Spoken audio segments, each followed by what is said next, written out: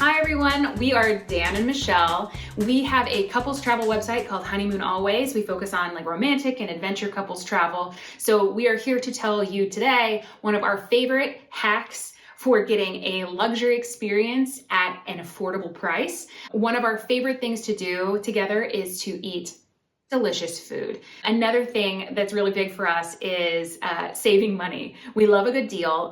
Dan particularly loves saving money in any form. If he saves any money anywhere, we consider it an extreme coupon. If you've ever seen that TLC show, Extreme Coupons, our whole life is full of extreme coupons, even if they're not a coupon or that extreme. We are always looking for the best way to optimize our experience, especially when we're out together and trying to make the most of particularly our travels together, but also just date nights. So the thing we want to talk to you guys about today is how we like to save money, get an extreme coupon at Michelin-Rated restaurants. And we're going to show you a tour of the Michelin-Rated restaurant that we went to here in Lisbon called 11. So stay tuned for that.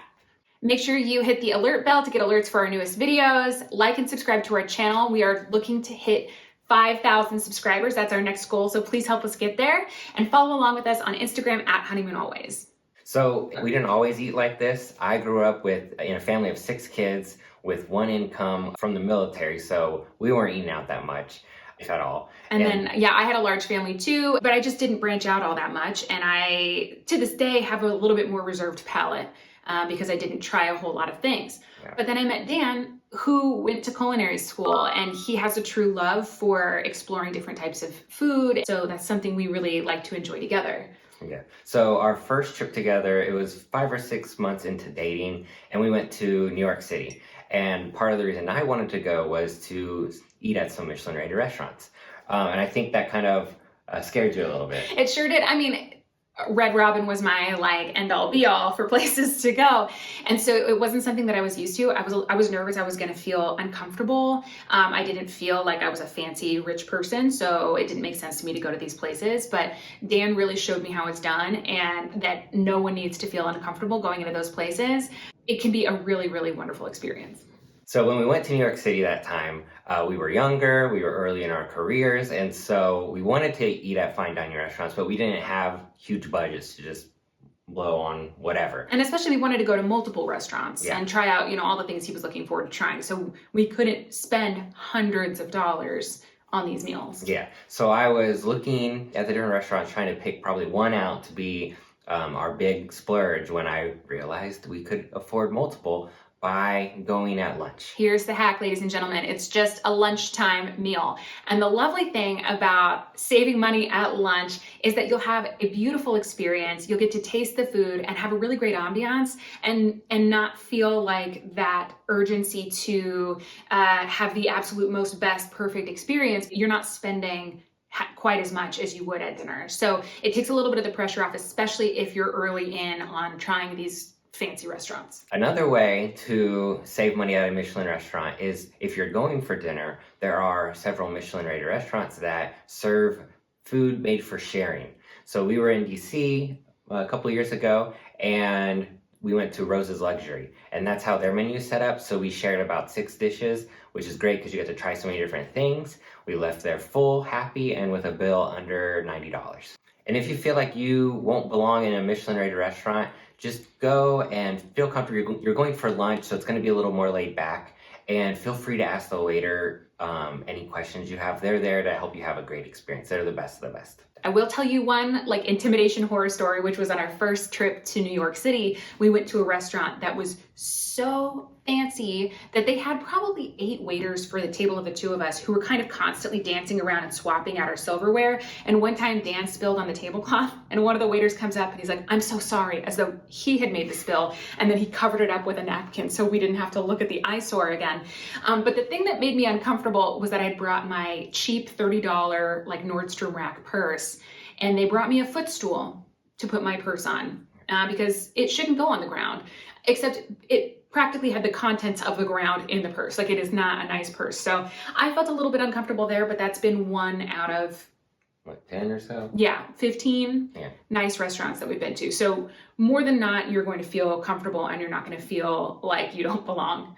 So if you are unaware of the Michelin-rated restaurants, the Michelin Tire Company in France started the Michelin Guide in 1900 as a way to get people traveling more. Eventually, they became very well known for their restaurant ratings, which they rank restaurants between 1 and 3 stars. And usually when you think of a 1-star restaurant, you think like that's horrible. But that's actually an amazing feat. Yeah, that's amazing. So most restaurants aren't rated at all. The best of the best get between 1 and 3 stars. And most Michelin restaurants are easily above $100 a person for a meal. And while I'm not opposed to that, like I'm not saying that's wrong, it's just a lot easier to go more often if you're paying a lot less. It can take the sting out of it. Yes. Some other things that take the sting out of it is that you'll often hear, okay, well, you're going to pick like a 3-course meal, and it can think like, oh, is that going to be enough food? And do I want to pay that much money for a 3-course meal? One thing is that often at these places, they are providing additional courses that are just not listed that they're going to give to everybody. So you're actually getting 4, 5, 6 courses that really showcase the chef's abilities, and they do beautiful plating, and there's an amuse-bouche, and there's all these things. So that can feel more like an extreme coupon because you get extra courses.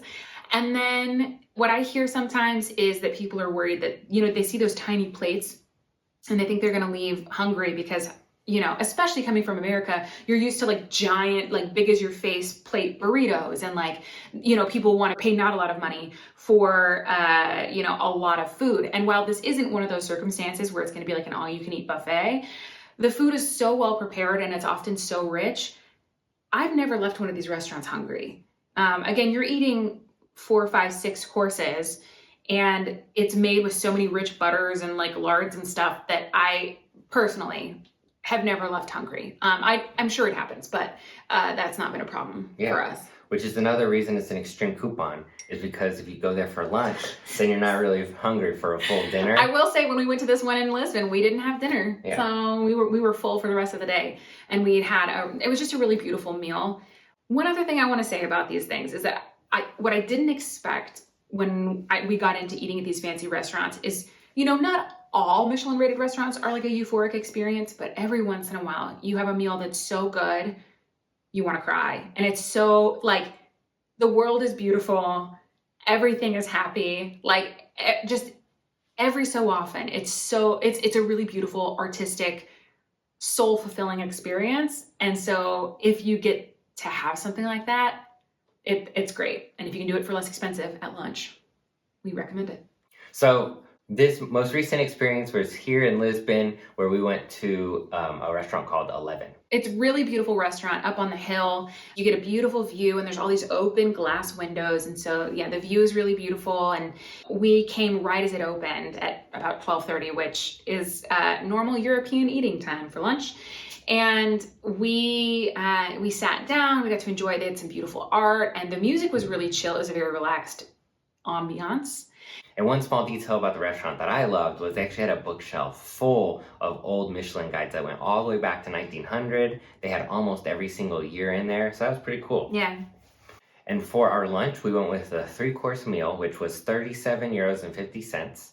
One thing to remember for Americans is you do not have to tip a full 15 to 20% above that. Another extreme coupon. Extreme couponing all day. And that compares to dinner, which is over 100 euros a person. So definitely a savings for you to experience a Michelin restaurant. This menu rotates every 2 weeks. So if and when you choose to come to this restaurant, it will be a different menu. So for our first course, we had our breads. And we had a pretzel roll, a cheese roll, and then a German-style bread roll. Along with that came 2 different types of butter and some olive oil. And what's interesting about the bread course is Michelin, when they go do their ratings, they're looking for how the chef shows his personality on the menu.